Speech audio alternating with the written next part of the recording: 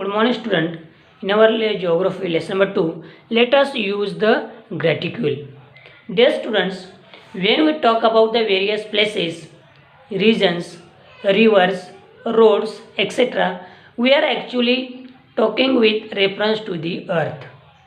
The location of a place, the extent of a region, and the extent of any linear feature can be described precisely with the help of parallels and meridians.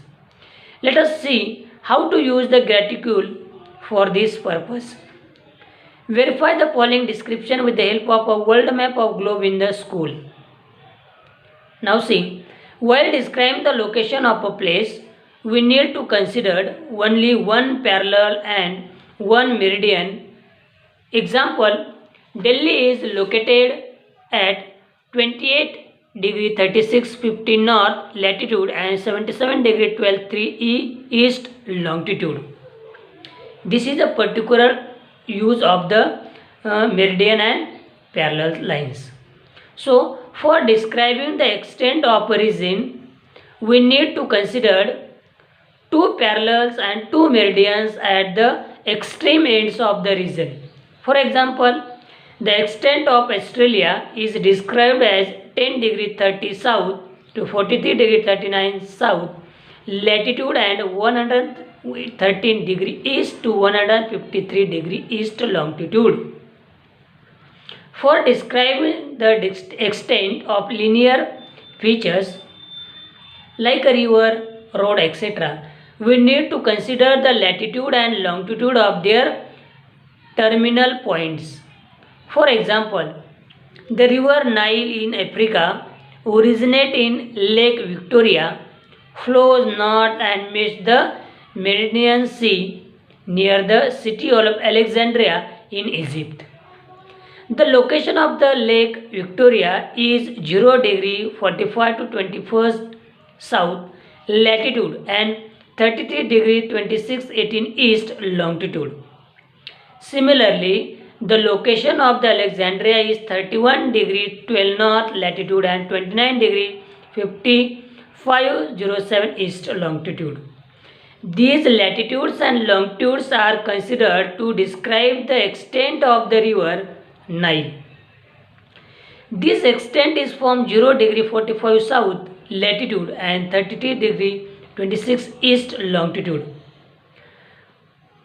to 31 degree 12 north latitude and 29 degree 55 east longitude. Now let us use the graticule. You have to answer the following questions about location and extent with the help of this figure. So with the help of this Brazil map, you have to find out the answers of the given questions. Now next, let us use acquainted with some important parallels and meridians. These are the north-south pole in this figure. These are the longitudes, the semicircle lines, and the longitude in this. All places between 23 degree to 30 north and south of equator receive perpendicular rays on 2 days in a year. Other area of the earth never get perpendicular rays. The parallel at 23 degree to 30 north and 23 degree 30 south of equator are called Tropic and Cancer and Tropic of Capricorn respectively.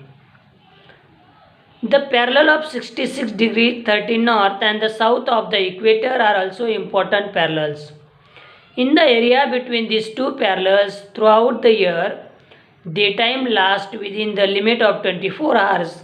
These are called the Arctic Circle and the Antarctic Circle respectively. Depending on the seasons, daytime can be greater than 24 hours. In the area between the polar circle and the poles, the maximum duration of the sun's appearance in the sky can be of 6 months at the poles based on the seasons. During this period, the sun continued to move in a spiral on the horizon. Now we have seen in standard 5th that the earth axis is inclined These important parallels arises because of its inclination of the 23rd degree to 30. Due to the duration and intensity of sunlight, different temperature zones are formed on the earth.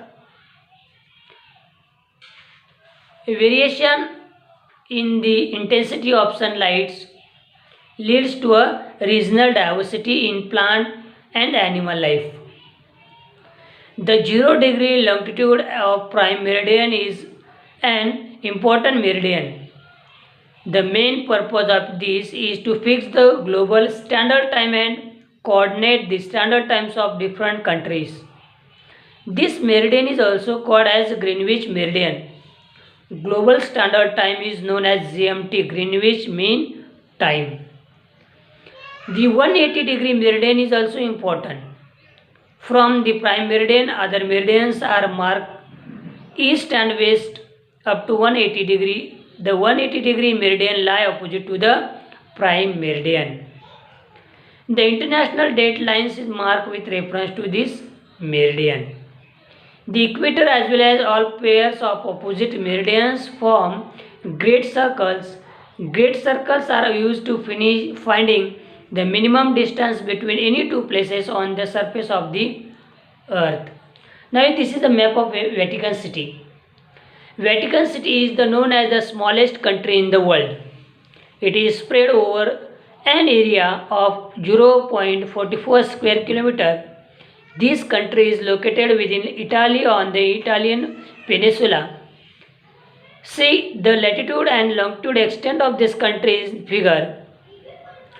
From west to east and also from north to south, there is no difference in the degree of minutes of the latitude or longitude, but the difference in only in seconds. From this, we will get an idea about the use of the smaller units and seconds in the angular measurement. So, dear students, in next period we will complete our question answers.